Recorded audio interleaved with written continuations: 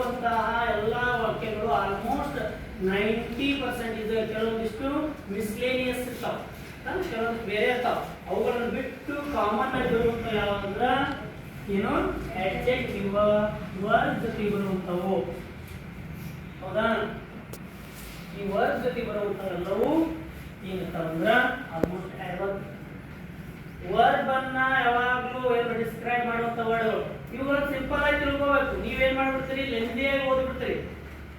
Adverb ಅಂದ್ರೆ ಏನು ಇಷ್ಟೆಲ್ಲ ಓದ್ಕೊಂಡು ಒಂದು 50 ಏನ್ ಮಾಡ್ಬಿಡ್ತೀರಿ, ಎಕ್ಸಾಂಪಲ್ಗಳನ್ನು ಆಡ್ ಮಾಡ್ಕೊಂಡು ಹೋಗ್ತೀರಿ. 50 ಎಕ್ಸಾಂಪಲ್ ಆಡ್ ಬೇಕಾಗಿಲ್ಲ ನಮ್ಗೆ. ಅಡ್ವರ್ಬ್ ಅಂದ್ರೆ ಏನು? ಅಡ್ವರ್ಬ್ ಅಂದ್ರೆ ವರ್ಬ್ ಅನ್ನ ಡಿಸ್ಕ್ರೈಬ್ ಮಾಡಬೇಕು. ಇಫ್ ಪಾಸಿಟಿವ್ ಆರ್ ನೆಗೆಟಿವ್, ಅದು ಪಾಸಿಟಿವ್ ಇರಲಿ ನೆಗೆಟಿವ್ ಇರಲಿ ನಮಗೆ ಬೇಕಾಗಿಲ್ಲ.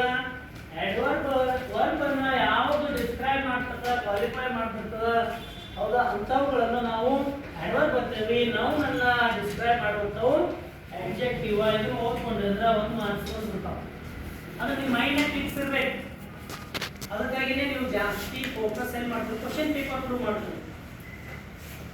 ನೆಕ್ಸ್ಟ್ ಇದಾದ ನಂತರ ಪ್ರಿಪೋಷನ್ ಅಂತ. ಪ್ರಿಪೋಷನ್ ಕಂಪಲ್ಸರಿ ಓದ್ಕೊಳ್ಳೇಬೇಕು. ಅದು ನೀವು ಎಷ್ಟೇ ಕಷ್ಟ ಆದರೂ ಕೂಡ ಅಂಡರ್ಸ್ಟ್ಯಾಂಡ್ ಮಾಡಬೇಕು.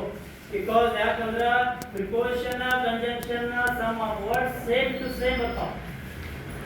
ಬಟ್ ಪ್ರಿಪೋಷನ್ಗಳು ಯಾವಾಗಲೂ ತಿಳ್ಕೋರಿ ಏನ್ ಮಾಡ್ತಂದ್ರೆ it comes before a noun. Preposition ಯಾವಾಗ ಬರ್ತಾವ?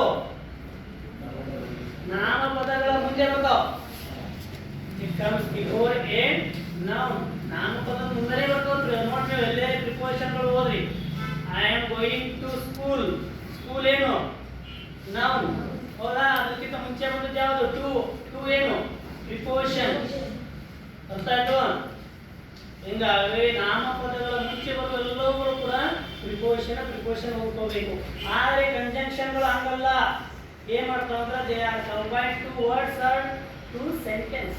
ನಾವು ಏನ್ ಮಾಡ್ತಾವ, ಕಂಜಂಕ್ಷನ್ಗಳು ಏನ್ ಮಾಡ್ತಾವ್ರಿ, ಕೂಡಿಸ್ತಾವ. ಎರಡು ವಾಕ್ಯಗಳನ್ನ ಸೆಂಟೆನ್ಸ್ಗಳನ್ನ ಕೂಡಿಸ್ತಾವೆಲ್ಲ. ನೀವು ಓದಿಕೊಂಡಿರಿ ಆಲ್ರೆಡಿ. ಅವುಗಳನ್ನು ಕೂಡಿಸುವಂತವುಗಳು ಬರ್ತಾವ. ಅದಕ್ಕಾಗಿನೇ ಒಂದು